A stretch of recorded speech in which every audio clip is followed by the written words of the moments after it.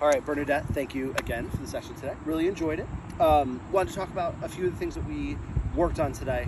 And I think what stinks a little bit is that you were not as far away probably as you felt, right? A couple little things I think crept in your mind that affected the way that you were getting after it on the golf course. So you mentioned, some of the struggles you had playing in your outing out there in Jackson.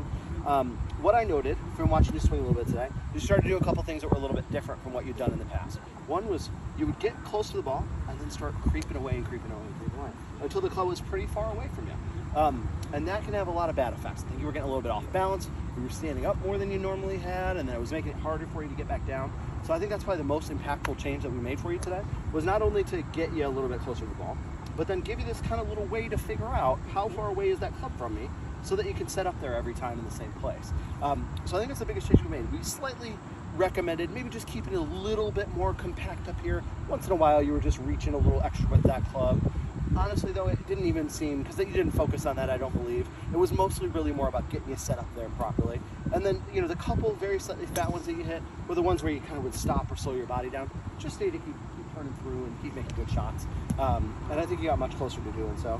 And then we just talked a little bit about the mental side of the game, thinking a little bit about your preparation going into a shot and a practice swing. I think it's worth for you just prioritizing, making sure that you're setting up the same way every time to give you that good consistency or a good chance at consistency, and then just trying to hit the ball, right? Trying to free yourself up a little bit to allow yourself to hit good shots. We certainly want to do all the planning that we can behind, hey, I want to make a good, I'm going to use my 7-iron here, I'm going to aim it at that flag, all those sorts of things. But then once we get in there and you get set in your spot, don't think too much about it. Good free swing, keep swinging through to the finish. And you hit, I think, the best grouping of hybrids that I've seen you hit for sure. I thought you hit 8 out of 10 that were really, really pretty darn good. So hopefully if we keep setting up with that good consistency, and we shifted that to the driver as well, saw good, similar results as well. Maybe just that reminder to keep those shoulders good and relaxed. You do tend to get a little tense up there. So we could just kind of get the club set where we want to, maybe shake them out or just feel nice and relax and loose that way, and then just give it a good old grip, and you'll find some good success. So thank you so much. Thank you.